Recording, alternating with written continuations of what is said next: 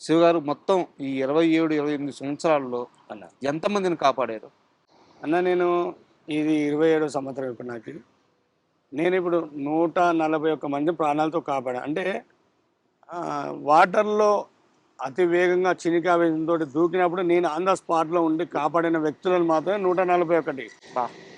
అది నాకు తెలియని సమయంలో, అంటే నేను లేని సమయంలో, అంటే వేరే చెరువుల పొంటి పోయినప్పుడు కావచ్చు, హ్మ్. లేదంటే నేను కొన్ని సమయాల సందర్భం బయటికి పోయినప్పుడు ఒక హాఫ్ అన్ అవర్ అటు ఇటు వెనక ముందు అయినోళ్ళు కావచ్చు, లేదంటే నేను నిద్రించే సమయంలో తెల్లవారుజామున కావచ్చు, లేదంటే అర్ధమరాత్రుల పూట కావచ్చు, అంటే నా అందుబాటులో లేని అంటే దూరం అటు కొద్ది లాంగ్ దూరంలో ఉన్నప్పుడు వాళ్ళ కష్ట సుఖాలు చెప్పుకోలేక బాధలతోటి వచ్చి నిన్న నైట్ కూడా ఒక మనిషి చనిపోయిండు అట్లనే.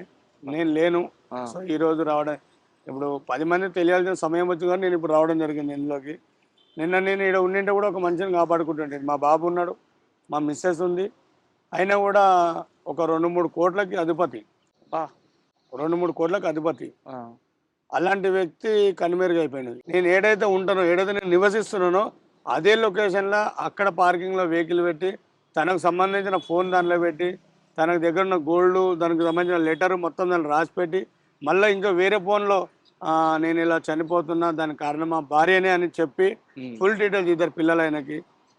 ఫుల్ అంటే చనిపోయిన అంటే బ్రతికుంటేనేమో తను ఓన్‌గా మాట్లాడుతుండే. హ్మ్. ఎందుకు దూకాల్సిన సమయం ఎందుకు అదే అని అడుగుతూ డిపార్ట్మెంట్‌కి సమాధానం చెప్పాల్సి వస్తుండే.